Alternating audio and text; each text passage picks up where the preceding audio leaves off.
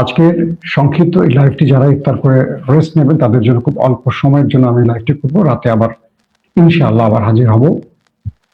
প্রথম যে খবরটি আমি দুদিন আগে বলেছিলাম যে মার্কিন যুদ্ধ জাহাজ এবং তাদের ডিস্ট্রয়ার ইরানের ভয়ে পালিয়ে, ইরানের সীমান্ত থেকে পালিয়ে ভারতের দিকে যাচ্ছে। অবশ্যই সেটি ভারত মহাসাগরে প্রবেশের পর ইরান 650 কিলোমিটার তাড়া করে সে মার্কিন দুটো ডিস্ট্রয়ারকে, যুদ্ধ জাহাজকে খেয়ে দিয়ে এসছে। এতে আমেরিকার কপালে ভাঁজ পড়ে গেছে। আমেরিকা ভাবছে এটা কি করে সম্ভব। হিজবুল্লাহ পাতা ফাঁদে পা দিয়েছে শত্রুরা। তাদের 5 থেকে 6টি মার্কাভা ট্যাঙ্কে ওপারে পাঠিয়ে দিয়েছে। তাদের বিমান ঘাঁটিতেও আক্রমণ চলছে, অব্যাহত আক্রমণ চলছে। পাশাপাশি খামেনি বাহিনী দখলদার দেশটির ভেতরে সিরিজ মিসাইল এবং ড্রোন অ্যাটাক চালাচ্ছে। আল জাজিরা বলছে প্রতি মুহূর্তে শুধু শব্দ পাওয়া যাচ্ছে, বিকট আওয়াজে। অধিকাংশ মানুষ বাংকারে আশ্রয় নিয়ে বসে আছে। সরকারিভাবে বলা হয়েছে সরকারের নির্দেশ ছাড়া কেউ যেন শেল্টার জোন থেকে বেরিয়ে না আসে। পাশাপাশি বাহরাইনে, কাতারে, কুয়েতে, সৌদি আরবে, আরব আমিরাতে নতুন করে আবারও হামলা হয়েছে। হামলায় দিশেহারা মার্কিন বাহিনী। দর্শক আসুন এবার পুরো খবরটা দেওয়ার চেষ্টা করি।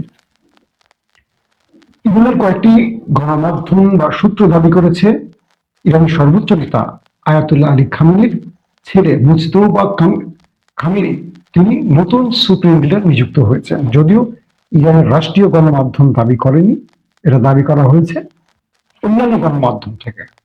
এবং এই ব্যক্তিকে হত্যার দাবি করেছিল প্রথম ইসরায়েল। অবশেষে জানা গেছে তিনি বেঁচে আছেন এবং বাবার দায়িত্ব তিনি সামলাচ্ছেন। এটা নিয়ে আমি বিস্তারিত আজকের এর আগের যে ভিডিওটা করেছি সেখানে জানিয়েছি আপনাদের। এখনকার পরিস্থিতিটা কি? সাউন্ড কি ক্লিয়ার না?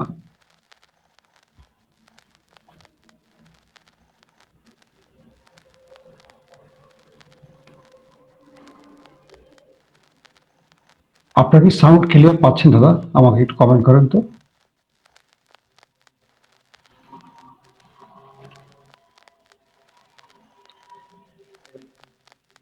সাউন্ড কি ক্লিয়ার পাচ্ছেন আপনারা? এখন কি পাচ্ছেন? আমাকে একটু কমেন্ট করেন তো ঠিক আছে কিনা সাউন্ড। সাউন্ড নিয়ে না খুব ঝামেলা আছে। আমার অনেক রকম ডিভাইস ইউজ করছি কিন্তু সাউন্ডটা কেন যে পারফেক্টলি দিতে পারছি না লাইভে, নাকি লাইভ বাদ দিয়ে আমি রেকর্ডেড ভিডিও করবো। সাউন্ড কি এখন ক্লিয়ার? সবাই শুনতে পাচ্ছেন? আচ্ছা, আমি আবার আপনাদেরকে দিচ্ছি খবর। ওকে ওকে ওকে ওকে আমি আবার আপনাদেরকে সংক্ষিপ্ত ভাষণে বলছি। আমেরিকার যুদ্ধ জাহাজ যখন ইরানের জলসীমা পেরিয়ে পালাতে শুরু করেছে এবং সেটা ভারত সাগরে গিয়ে উঠেছিল, ইরান সেখানে দুটো সিরিজের মিসাইল অ্যাটাক চালিয়েছে। 650 কিলোমিটার দূরে গিয়ে গাদার নামের একটি সিরিজ এবং একটি হলো 2000 পাল্লার, একটি হলো 1000 পাল্লার, দুটো সিরিজের মিসাইল দিয়ে হিট করেছে ইরান মার্কিন দুটো জাহাজকে টার্গেট করে। বলা হচ্ছে এই ওয়ারশিপ গুলো বা এই ডিস্ট্রয়ার গুলো ইরানে হামলার প্রস্তুতি নিয়ে দূরবর্তী একটি অঞ্চলে অপেক্ষমান ছিল। এরপর সেখানে তেলবাহী জাহাজ এসে সেখানে তেল নিচ্ছিল, জ্বালানি নিচ্ছিল সেই জাহাজ। ঠিক সেই সময় ইরান সেই জাহাজগুলোকে টার্গেট করে এবং ব্যাপক ক্ষতিগ্রস্ত করেছে। আমেরিকা ভাবতে বসে গেছে যে এত দূরে এসে এরকম নিখুঁত টার্গেটে ইরান কি করে আক্রমণ করবে। বলা হচ্ছে যে এই যুদ্ধে যে আজকে 4 দিন বা 5 দিন যাচ্ছে, এর মধ্যে ইরানের আজকের নিশানাটাকে নিয়ে সবচেয়ে বেশি টেনশনে আছে আমেরিকা। কারণ সাগরের মাঝখানে আমেরিকার যুদ্ধ জাহাজ এতটা দূরে ইন্ডিয়ান ওশনে প্রবেশ করে বসে আছে, সেখানে ইরানের জাহাজ, ইরানের মিসাইল এসে এত নিখুঁত ভাবে আক্রমণ করলো, এটা নিয়ে সবাই অবাক। ইভেন আমেরিকা বাকি জাহাজগুলোকেও নিরাপদে সরিয়ে নিচ্ছে এই আক্রমণের পর। পাশাপাশি সবচেয়ে বড় আক্রমণটি হয়েছে আজকে বাহরাইনে মার্কিন বাহিনী, পঞ্চম যে বাহিনীটি রয়েছে তাদের হেডকোয়ার্টারে আজকে আবারও ড্রোন অ্যাটাক করেছে। ইরানের পক্ষ থেকে যে পিকচার বা ফুটেজ দেওয়া হয়েছে সেখানে দেখলাম একটি ড্রোন চলে গেল সকল বাধা পেরিয়ে। সকল প্রতিরক্ষা ভেদ করে ড্রোনটি গেল, আত্মঘাতী ড্রোন গিয়ে মার্কিন সেই ঘাঁটিতে লক্ষ্য করে সেটা হিট করলো এবং প্রকাণ্ড একটা আওয়াজ, তারপর বিস্ফোরণের পর ধোঁয়ার আগুন ছাড়া কিচ্ছু দেখা যাচ্ছে না। বলা হচ্ছে সেখানে অনেক মার্কিন সেনার উপস্থিতি ছিল। এখন পর্যন্ত হতাহতের কোনো খবর পাওয়া যায়। আজকে বাহরাইনে ব্যাপক অ্যাটাক করছে। এখন প্রশ্ন করতে পারেন বাহরাইনে এত অ্যাটাক চলছে কেন? উপমহাদেশে, অর্থাৎ উপমহাদেশ না, মধ্যপ্রাচ্যে সবচেয়ে বেশি বড় অঞ্চল জুড়ে মার্কিন উপস্থিতি হলো বাহরাইনে। বলা হচ্ছে Bab el Mandeb, Gulf of Aden, Red Sea, লোহিত সাগরে বা পুরো সাগরে প্রায় 90% জ্বালানি, পৃথিবীর 90% জ্বালানি বাহরাইনের এই জলসীমার উপর দিয়ে যেতে হয়। এবং এখানে মার্কিন যে ফিফথ ঘাঁটিটি রয়েছে, নেভাল ঘাঁটিটি রয়েছে, তার বিশাল কার্যক্রম আছে এবং পুরো পৃথিবীকে কন্ট্রোল করে, অর্থাৎ সাগরে পুরো পৃথিবীকে বাহরাইনের এই সীমানা থেকে বা এই অঞ্চল থেকে আমেরিকা কন্ট্রোল করে থাকে। পুরো 31টি দেশকে পর্যবেক্ষণ করে আমেরিকা এখানে বসে। ইরান সেই জায়গাটাতে এখন টার্গেট করে হিট করছে, আর এতে করে মার্কিনিরা অনেক বেশি চাপে পড়ে গেছে। এই যে আক্রমণগুলো করছে, এই প্রত্যেকটা আক্রমণের ঠেকাবার জন্য আমেরিকা তার থার্ড এবং প্যাট্রিয়ট সিস্টেমকে বসিয়ে রেখেছে, কিন্তু সকল সিস্টেমকে ফাঁকি দিয়ে অনায়াসে সেখানে প্রবেশ করে এভাবে আক্রমণ চালিয়ে, সফলভাবে আক্রমণ চালিয়ে ধ্বংস করে চলে যাচ্ছে খামেনি বাহিনী। বাহরাইনে এটা ছাড়াও আরো একাধিক টার্গেটে হিট করেছে ইরানের মিসাইল। পাশাপাশি কুয়েতে, কাতারে, সৌদি আরবে এবং আরব আমিরাতে আজকে নতুন করে আবারও আক্রমণ হয়েছে। বলা হয়েছে আরব আমিরাতে মার্কিন থার্ড যে প্রতিরক্ষা ব্যবস্থা, এটাকেও ইরান মিসাইল মেরে ধ্বংস করে দিয়েছে। পুরো আরব আমিরাতকে এখান থেকে বসেই রক্ষা করতো আমেরিকা, এবং এই থার্ড সিস্টেম দিয়ে আরব আমিরাতের উপরে আক্রমণ মোকাবেলার জন্য প্রস্তুত ছিল তারা। সেই সিস্টেমটাকে আবার নতুন করে ধ্বংস করে দিয়েছে। এখন আরব আমিরাত তার চোখে কিছু দেখছে না, এখন ইরানের মিসাইল বা ড্রোন এসে অনায়াসে আক্রমণ করতে পারছে। পাশাপাশি এর আগের বুলেটিনে বলেছি আরব আমিরাতে মার্কিন কনসুলেটকে উড়িয়ে দিয়েছে খামেনি বাহিনী। সৌদি আরবে নতুন করে আক্রমণ হয়েছে। কাতার এবং কুয়েতেও ব্যাপক আক্রমণ এখনো অব্যাহত আছে। আপনাদেরকে আগে বলেছিলাম যে মার্কিন 27টি ঘাঁটি আক্রমণ কিন্তু শেষ, অর্থাৎ মধ্যপ্রাচ্যে যে 27টি ঘাঁটি ছিল মার্কিনদের, মোটামুটি সবগুলোতে আক্রমণ করছে এবং প্রত্যেকটাই ধ্বংস করে ফেলেছে। এখন সোনার ছেলেরা, ট্রাম্পের সোনার ছেলেরা পালিয়ে বেড়াচ্ছে, কখনো হোটেলে, কখনো এখানে সেখানে, তার আত্মগোপনে আছে। এবং বলা হচ্ছে যে আমেরিকা থেকে বিশেষ বিমানে করে তাদের জনগণ এবং সেনাদের সরিয়ে নেওয়ার কাজ শুরু হচ্ছে। তো এই সময় কিছু জাহাজ ইরানের হাত থেকে বাঁচার জন্য ইন্ডিয়ান ওশানে চলে গেছে, সেখানে আপনি ইরান ধোলাই চালিয়ে আসছে। এই পরিস্থিতির মধ্যে আসলে বেশি হয়ে গেছে ট্রাম্প এখন কি করবেন। পাশাপাশি ইরানের বিপ্লবী গার্ড বাহিনী দাবি করেছে যে তারা আজকে 2 শত্রুর, আমেরিকা এবং ইসরায়েলের বেশ কিছু ড্রোনকে তারা কবজায় নিয়েছে এবং অনেকগুলো আক্রমণকে তারা প্রতিহত করেছে। শুধু তাই নয়, আল জাজিরা বলছে যে সিরিজ অ্যাটাক চলছে ওই নেতা কাকুর বাড়িতে, অর্থাৎ পুরো শহরটিতে সিরিজ সাইরেন বাজছে আর হামলার ঘটনা ঘটছে। বিকট আওয়াজ পাওয়া যাচ্ছে, কে বলছে আল জাজিরা, এবং বিভিন্ন শহর থেকে শুধু ধোঁয়া উঠতে দেখা যাচ্ছে। সেই দেশটির ফায়ার ব্রিগেড, জরুরি সেবা প্রতিষ্ঠানগুলো মানুষকে উদ্ধারে কাজ করছে, আগুন নেভানোর কাজে ব্যস্ত আছে। সেই দেশটির নেতা কাকুর দেশের মানুষ বলছে তারা এরকম ভয়াবহ গজব এর আগে কখনো দেখেন। এই পরিস্থিতিতে এক বাক্যে বলতে পারি, ইরান তার সুপ্রিম কমান্ডারকে হারিয়ে যে অ্যাটাক শুরু করছে, এটা কারো স্বপ্নে বা কল্পনা তো ছিল না। মার্কিন গণমাধ্যমগুলো দাবি করছে যে ট্রাম্প যুদ্ধটা শুরুর আগে তার জনগণকে বা সিলেটকে বা তার জেনারেলদেরকে যে আশ্বাস দিয়েছেন তিনি সেখান থেকে সরে গেছেন। তিনি বলছিলেন এই লড়াইটা হবে সর্বোচ্চ 3 দিনের, কারণ ইসরায়েল ট্রাম্পকে বুঝিয়েছিলেন যে ইরানের সর্বোচ্চ নেতা বা তাদের সেনাবাহিনীর বা আইআরজিসির শীর্ষ নেতাদের মারতে পারলে পুরো বিষয়টি তাদের কন্ট্রোলে চলে আসবে। কিন্তু ঘটেছে তার পুরো উল্টোটা। অর্থাৎ এই মুহূর্তে আমেরিকা বুঝতে পারছে যে আলী খামেনিকে হত্যা করা তাদের সবচেয়ে বড় ভুল ছিল। কেন ভুল ছিল সেটা বিশ্লেষণটা এরকম আসছে যে এই মুহূর্তে ইরানের কারোর সাথে কথা বলতে পারছে না আমেরিকা বা পৃথিবীর কোনো ব্যক্তি, কোন রাষ্ট্রপ্রধান যে একটা আপোষ করবে, কোন ব্যক্তির সাথে আপোষ করবে?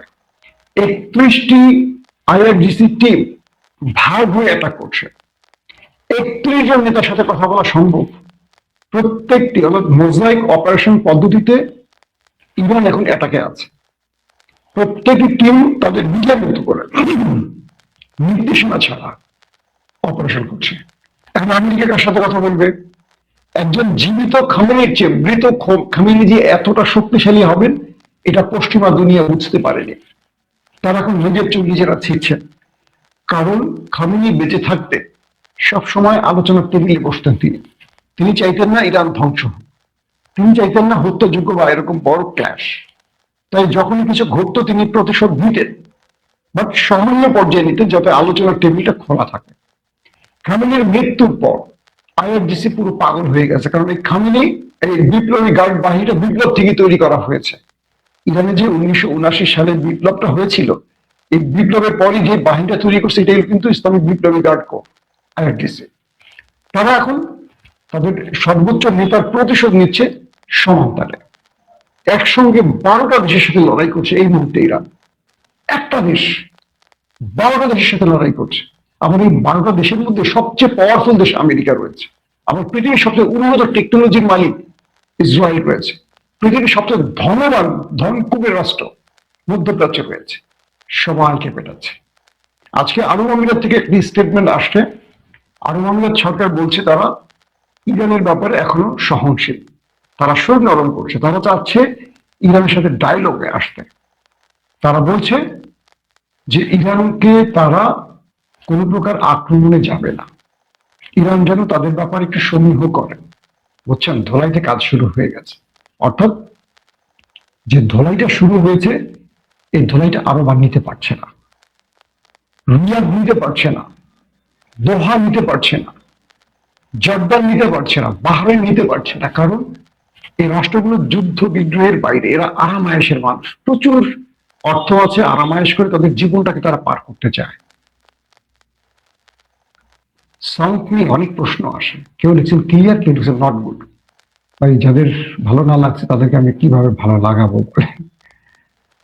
তো কেউ লিখছেন সাউন্ড ঠিক আছে, কেউ লিখছেন ঠিক আছে। যাক, কমেন্ট আপনি দেখেন লাইভে, কারটা বিশ্বাস করবো। কেউ আছেন বিরক্ত করতে আসেন। এখন যে বিষয়টা তৈরি হয়েছে, ইরানের যে নতুন সর্বোচ্চ নেতা বসছেন মুস্তফা খামেনি, অর্থাৎ আলী খামেনির ছেলে, তিনি হলেন আইআরজিসির সবচেয়ে প্রিয় ভাজন ব্যক্তি, তাই তাকে এই দায়িত্ব দেওয়া হয়েছে।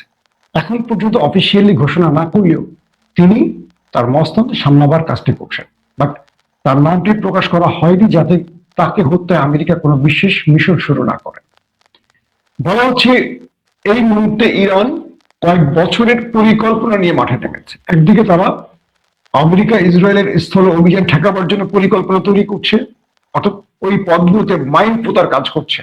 পাশাপাশি তারা রকেট লঞ্চার গুলো বা তাদের যে মিসাইল গুলো ছুটতে হয় যে বিশেষ যান্ত্রিক করে, এগুলোকে প্রতি মুহূর্তে চেঞ্জ করছেন। চেঞ্জ মানে কি, তারা কখনো ধরেন ইস্পাহান থেকে মারছেন, কখনো নাতাজ অঞ্চলে চলে যাচ্ছেন, কখনো ফোর্দো অঞ্চলে চলে যাচ্ছেন, কখনো তারা তেহরান থেকে বেরিয়ে যাচ্ছেন। তেহরানে ব্যাপক অ্যাটাক চলছে, ব্যাপক ব্যাপক মানে ব্যাপক অ্যাটাক চলছে। তারপরও ইরান থামছে না। 1000-এর অধিক ইরানি প্রাণ হারিয়েছে এই পর্যন্ত আল জাজিরার তথ্য মতে। কিন্তু ইরান বলছে আমরা কোনো আলোচনায় যেতে রাজি না। তারা যেটা শুরু করেছে, তারা বুলেট দিয়ে শুরু করেছে, আমরা বুলেট দিয়ে শেষ করব। কে বলছে? ইরান।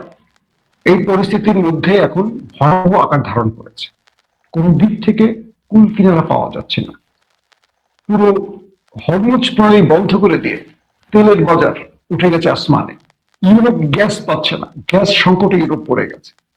পুরো পৃথিবী এই যুদ্ধের পর আমেরিকাকে দায়ী করছে, যে জাতিসংঘ পর্যন্ত বলছে যে ইরানের এই যুদ্ধটা ছিল অন্যায় যুদ্ধ। এবং একটি স্কুলে দেড়শোর অধিক শিশুকে হত্যার কারণে পৃথিবীর সভ্য দেশগুলো ট্রাম্পের দিকে আঙুল তুলছে, বলছে যে এটা কোনোভাবে বা এই যুদ্ধটাকে কোনোভাবেই ন্যায়সঙ্গত যুদ্ধ বলা যায় না। স্পেন ইউরোপের দেশ স্পেন বলছে যে ইরান আলোচনা টেবিলে ছিল, কিন্তু সেই আলোচনার টেবিলের থেকে যুদ্ধ চাপিয়ে দিয়েছে আমেরিকা ইরানের উপর। এটা শুধু একটি দেশকে খুশি করার জন্য এই কাজটি করা হয়েছে, এবং সিনেটে ভোটাভুটি শুরু হয়েছে যে যুদ্ধ চলবে কি চলবে না, এবং প্রেসিডেন্টের যুদ্ধের ক্ষমতা রাখে, প্রেসিডেন্টের ক্ষমতা কমানোর জন্য ইতিমধ্যে মার্কিন সিনেটে ভোটাভুটি শুরু হয়ে গেছে। অর্থাৎ এই ভোটাভুটিতে প্রেসিডেন্টের ক্ষমতা কেড়ে নেওয়ার জন্য সিনেটররা এখন কাজ করছে। পাশাপাশি মার্কিন গণমাধ্যমগুলো, মার্কিন বিভিন্ন পজিশনগুলো ভোটাভুটি করছে। অধিকাংশ মানুষ যুদ্ধের বিপক্ষে বা ট্রাম্পের এই নীতির বিরুদ্ধে দাঁড়িয়ে গেছে। ট্রাম্প একটা বড় মাইলটা চেপে আটকে গেছে, এখান থেকে ট্রাম্পকে এখন উদ্ধার হওয়া খুবই কঠিন কাজ। পাশাপাশি সেই দেশটির মধ্যে নেতা কাকুর বাড়িতে যে আক্রমণ চলছে, সেখানকার যে লেটেস্ট আপডেট, শহরের পর শহর ধূলিসাৎ করে ফেলছে ইরানের মিসাইল গুলো, এবং সবচেয়ে দুঃখজনক তাদের জন্য, তারা যে গর্ব করতো প্যাট্রিয়ট বা আয়রন ড্রোম বা থার্ড প্রতিরক্ষা ব্যবস্থাগুলো সব ব্যর্থ হয়ে যাচ্ছে। না ইসরায়েলে, না সৌদি, কাতার, কুয়েত, জর্দান, বাহরাইন, আরব আমিরাতে কেউ প্রতিরক্ষা ব্যবস্থা দিয়ে কিছু করতে পারছে না। ইরানের পক্ষ থেকে আবারও বলা হয়েছে তাদের ভান্ডারে কয়েক হাজার শুধু ড্রোন আছে, তারা এই ড্রোন দিয়ে আরো দীর্ঘ সময় এই যুদ্ধ টেনে নিতে পারবে। তাদের ভান্ডারে প্রতি মুহূর্তে নতুন নতুন মিসাইল আসতেছে, এখন ফুল টাইম মিসাইল এবং ড্রোন তৈরি করছে। ইরান বলছে আমাদের যুদ্ধ বিমান লাগবে না, আমরা ড্রোন এবং মিসাইল দিয়ে শত্রুকে পরাজিত করব। এই পরিস্থিতিতে পৃথিবীর নতুন করে তৃতীয় বিশ্বযুদ্ধের দিকে হাঁটতে শুরু করছে। এখন পর্যন্ত আরব ইরানের বিরুদ্ধে সিদ্ধান্ত নিতে পারছে না। তারা নেপথ্যে বিভিন্ন রাষ্ট্রকে, চীন, রাশিয়াকে ব্যবহার করছে আলোচনা করে তাদের পিঠ বাঁচাবার জন্য, যে তোমরা আমাদের পিঠটা নামের ওদেরকে প্রয়োজনে মারো। আর ইরান প্রথমে মার্কিন ঘাঁটিগুলোকে উড়িয়ে দিয়ে এবার সেই রাষ্ট্রগুলোর মধ্যে ইসরায়েলি, আমেরিকার প্রতিষ্ঠানগুলোকে টার্গেট করছে, যেখানে সেনারা পালাচ্ছে সেখানে যাচ্ছে। এভাবে একটা পর একটা আক্রমণ চলছে। পাশাপাশি হিজবুল্লাহর সাথে, অর্থাৎ লেবাননের হিজবুল্লাহর সাথে দখলদারদের শুরু হয়ে গেছে ফাইট। সেখানে প্রচুর মার্কাবা ড্রোন ওপারে পাঠিয়ে দিয়েছে হিজবুল্লাহ, এবং তাদের বিমান ঘাটির মধ্যেও হিট করছে। হাইফাতেও সিরিজ অ্যাটাক করছে হিজবুল্লাহ, অর্থাৎ দখলদারদেরকে আবার পাগল করে ছাড়ছে এই মুহূর্তে এই ইরানি প্রক্সি বাহিনী। দর্শক, এখনকার মতো বিদায় নিচ্ছি। ইনশাআল্লাহ রাত 10টা থেকে 11টার মধ্যে আবারও হাজির হবো আপনাদের সামনে। সেই পর্যন্ত প্রত্যেকে ভালো থাকবেন, আমার জন্য দোয়া করবেন, চ্যানেলটি ভালো লাগলে অবশ্যই সাবস্ক্রাইব করবেন। বিদায় নিচ্ছি এখনকার মতো। আল্লাহ।